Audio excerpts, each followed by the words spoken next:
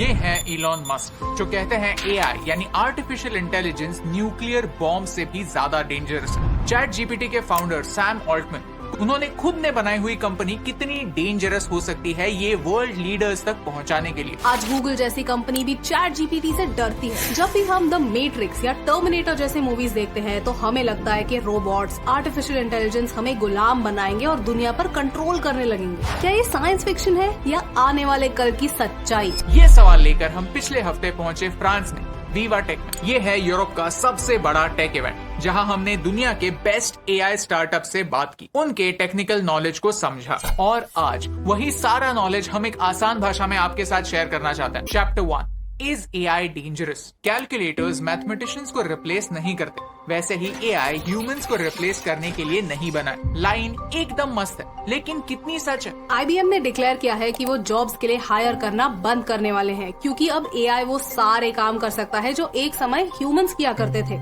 इसी साल मई के महीने में 80,000 जॉब्स एआई की वजह से चले गए। लॉजिक सिंपल है, एआई बहुत सारे एंट्री लेवल जॉब्स फिनिश कर सकता है। एक नए एम्प्लॉय को हायर करना, उसे ट्रेन करना, उसे सैलरी देना, इससे अच्छा है कि एक कंपनी एक नए टेक्नोलॉजी में इन्वेस्ट करे। ट्राई इट ऑन एक जनरेटिव एआई मॉडल है, जहां आपको बस आपकी खुद सेल्फीज अपलोड करने होते हैं और फिर एआई खुद आपको प्रोफेशनल फोटोज जनरेट करके देता है। मानो आपने स्टूडियो में जाकर किसी प्रोफेशनल फोटोग्राफर से फोटोज क्लिक करवाए हो, और वो भी सिर्फ $17 यानी कुछ 1400 रुपए में। यानी जहां आप ऐसे फोटोज के लिए कुछ लाख रुपए खर्च करते, वो काम अब आप सिर्फ 1400 रुपए में कर सकते हैं। Companies use it for their business cards, for their IDs, for their website, for content marketing.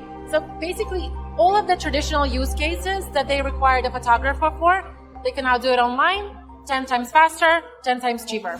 जब भी कोई नई टेक्नोलॉजी आती है तो सबसे पहले ब्लू कॉलर जॉब्स को खतरा होता है, फिर व्हाइट कॉलर जॉब्स को और फिर क्रिएटिव जॉब्स, क्योंकि हमने हमेशा से ये माना है कि एक मशीन इंसान से बेहतर क्रिएटिव काम नहीं कर सकती। लेकिन ये कल की बात है, ये सारा आर्ट किसी आर्टिस्ट ने नहीं, एआई ने बनाया हुआ है। आज मिड जर्नी जैसे एआईज वर्ल्ड क्लास आर्ट कुछ सेकंड्स में बना सकते हैं। Photographers, studios, graphic designers, copywriters, ये सब जॉब्स अब खतरे में। इसका मतलब ये है कि एआई से रिप्लेस होने का डेंजर क्रिएटिव फील्ड वाले लोगों को सबसे ज्यादा है, और हर कंपनी प्रॉफिटेबल रहने के लिए यही करने वाली है। लेकिन जब हम ये सवाल पूछते हैं इज एआई डेंजरस, तो अक्सर डिस्कशन यहीं पर रुक जाता है कि एआई कैसे हमारे जॉब्स खा लेगा। ये ऐसे पूछने जैसा है कि क्या गाड़ियां आने पर बैलगाड़ी चलाने वाले जॉबलेस हो गए? ऑफ कोर्स वो लोग जॉबलेस हो गए जिन्होंने बैलगाड़ी छोड़कर गाड़ी चलाना नहीं सीखा। जॉब्स रिप्लेस हो गए और वो जॉब्स करने के लिए रिक्वायर्ड स्किल्स रिप्लेस हो गए। अगर इंडस्ट्रियल रेवोल्यूशन ने 1 लाख पुराने जॉब्स डिस्ट्रॉय किए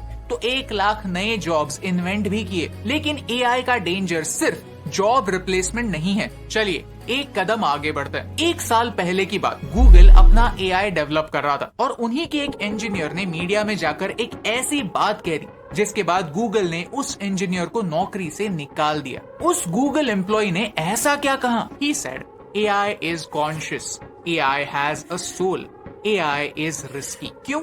ट्रॉली प्रॉब्लम की वजह से। क्या है trolley problem? Self driving cars आज एक रियलिटी है। आपने ऐसे वीडियोस ऑनलाइन देखे होंगे जहां टेस्ला जैसी स्मार्ट गाड़ी अपने आप हाईवे पर 100 की स्पीड से जा रही है और ड्राइवर को रोड पे ध्यान देने की जरूरत भी नहीं है। जो डिसीजन ड्राइवर लिया करता था वो डिसीजन आज एआई लेता। लेकिन सपोज गाड़ी चल रही है और रास्ते के कॉर्नर से फटाक से 2 बच्चे अपने बॉल का पीछा करते करते रास्ते पर आते हैं और इन 2 बच्चों को बचाने का एक ही रास्ता है कि गाड़ी को जोर से टर्न करो और रास्ते के उस पार ले जाओ। और दूसरी साइड से एक ट्रक आ रहा है। इस ट्रक के साथ टक्कर होने के बाद गाड़ी में बैठा हुआ इंसान बच नहीं पाएगा। ऐसे सिचुएशन में एआई को क्या करना चाहिए? इसे 1967 में फिलिपा फुट नाम की एक फिलोसोफर ने ट्रॉली प्रॉब्लम ये नाम दिया। लेकिन अब आप सोचेंगे कि यहाँ पर एआई और ह्यूमन ड्राइवर में क्या डिफरेंस है? The difference is responsibility. अगर गाड़ी ड्राइवर चला रहा होता तो वो जो भी करता उसके लिए वो जिम्मेदार खुद होता। लेकिन एआई को क्या करना चाहिए? मोस्ट इम्पोर्टेंटली ये डिसाइड कौन करेगा कि एआई को क्या करना चाहिए? एआई को बनाने वाला इंजीनियर, एआई को ओन करने वाली कंपनी, एआई जहाँ ऑपरेट कर रहा है वो सरकार, या फिर वो इंसान जिसने अपने पैसे देकर ये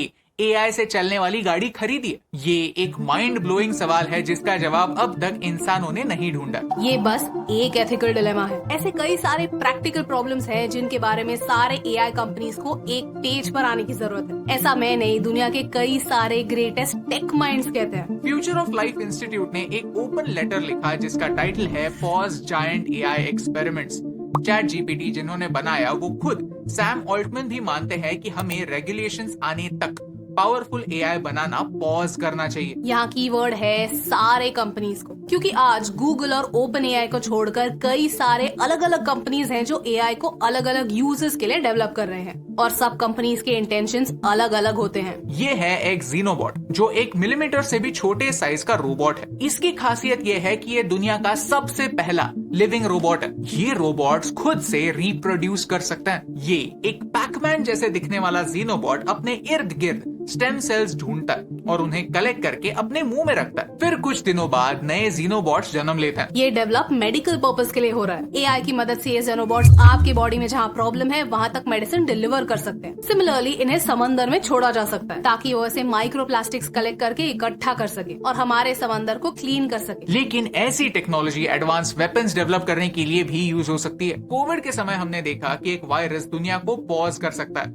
सप्लाई चेन्स तोड़ सकता है, इकोनॉमीज डिस्ट्रॉय कर सकता है। अगर एआई का इस्तेमाल बायोलॉजिकल वॉरफेयर के लिए हुआ तो टारगेटेड वायरसेस सिर्फ स्पेसिफिक लोगों पर अटैक कर सकते हैं। हो सकता है कोई देश कोई ऐसा वायरस डेवलप करे जो सिर्फ एक रेस को एलिमिनेट कर सकता है। ऐसे रोबोट्स बनाए जो दुश्मन के मिलिट्री इंफ्रास्ट्रक्चर को डिस्ट्रॉय करे। और जब ऐसे क्रूअल इंटेंशंस की बात होती है तो एक ही देश का नाम याद आता है, China. Chapter 2, China's AI threat. China एक टेक्नो नेशनलिस्ट देश है जो अपने बजट में से हर साल $450 बिलियन सिर्फ रिसर्च एंड डेवलपमेंट पर खर्च करता है। On top of that China ने पिछले एक साल में $17 बिलियन फॉरेन इन्वेस्टमेंट से उठाए जो सिर्फ और सिर्फ एआई डेवलपमेंट में यूज होंगे। हमने एआई के बारे में अराउंड पिछले एक साल से सुनना स्टार्ट किया, लेकिन चाइना 1980 से ही एआई डेवलप कर रहा है। 1980s में जब इन्फोसिस जैसे कंपनीज को कंप्यूटर्स ऑर्डर करने के लिए महीनों तक रुकना पड़ता था, तब चाइना ने Chinese association for artificial intelligence establish की। 2006 में ही उन्होंने अगले 15 सालों के लिए क्या प्लान होगा वो रेडी करके रखा था। चाइना का प्लान है कि एआई टेक्नोलॉजी आउटपुट को 2025 तक $22 बिलियन और 2030 तक $147 बिलियन तक पहुंचाना है। बाइडू चाइना का गूगल है जिन्होंने चैट जीपीटी जैसे ही एक लैंग्वेज मॉडल बनाया जिसका नाम है अर्नी। चाइना में इन टोटल 1189 फर्म्स है जो एक्टिवली एआई पर काम कर रहे हैं। China high risk high reward में विश्वास रखता है। नेट ड्रैगन नाम की एक कंपनी है जिसने एक एआई को ही अपना सीईओ बना दिया है, यानी कंपनी के सारे डिसीजंस फाइनली उस एआई के थ्रू होकर गुजरते हैं। इसका एक और फायदा है क्योंकि एआई पर कोई केस नहीं कर सकता, यानी अगर कल जाकर ये कंपनी डूब गई तो इन्वेस्टर्स एआई पर केस तो नहीं ठोक सकते। फ्यूचर में यही मॉडल कई कंपनीज अप्लाई कर सकते हैं जहां सारे बोर्ड ऑफ डायरेक्टर्स एआई हो, ताकि कंपनी हाई रिस्क डिसीजंस ले पाए और फोकस प्रॉफिट बढ़ाने पर करे। अगर कंपनी नहीं चली तो नो प्रॉब्लम, ब्लेम एआई पर डाल देंगे। चाइना में 800 मिलियन स्मार्टफोन यूजर्स हैं।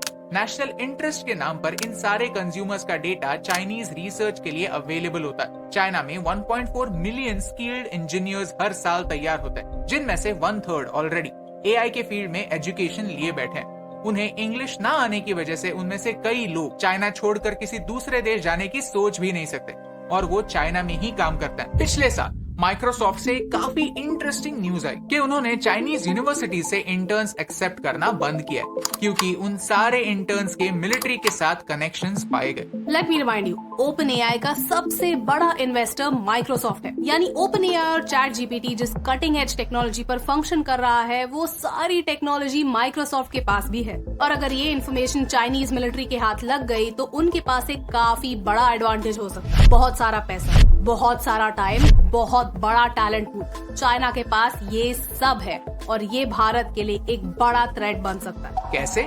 It is simple. Chinese military technology में भारत से काफी एडवांस है, लेकिन एक्सपीरियंस में बहुत पीछे, और यही चाइना के लिए सबसे बड़ा चैलेंज है क्योंकि उन्होंने लास्ट वॉर वियतनाम से लड़ी थी और वो भी 1979 में, जो वो हार गए। उनके जवानों को माउंटेन्स में लड़ने का एक्सपीरियंस है ही नहीं, लेकिन एआई की मदद से वो self driving tanks, helicopters, planes, drones बना सकते हैं। ऐसे सबमरीन्स ऑलरेडी हमारे बॉर्डर्स के अंदर आते हैं और फिर हमारी नेवी उन्हें भगा देती है, लेकिन ये सारी न्यूज यूजुअली आप तक पहुंचती ही नहीं। Chapter 3, rules for AI. Elon Musk AI को डेंजरस कहते हैं। इसके रीजंस क्या हैं? 1. एआई बहुत फास्ट डेवलप हो रहा है। 2. जो लोग एआई डेवलप कर रहे हैं उन्हें भी एआई के लिमिटेशंस पता नहीं है। 3.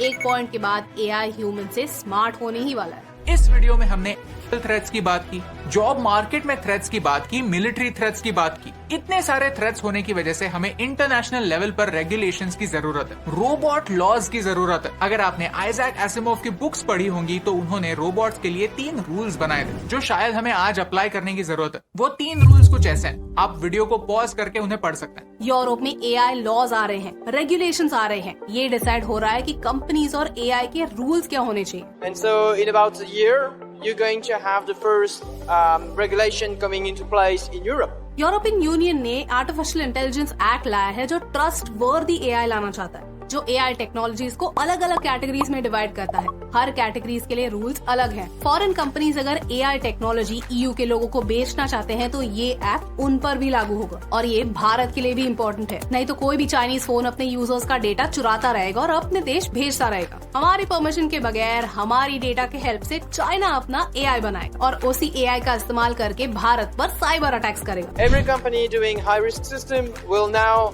need to have a real process of validation, a real process of design, and obviously tools like ours to help them achieve the requirements.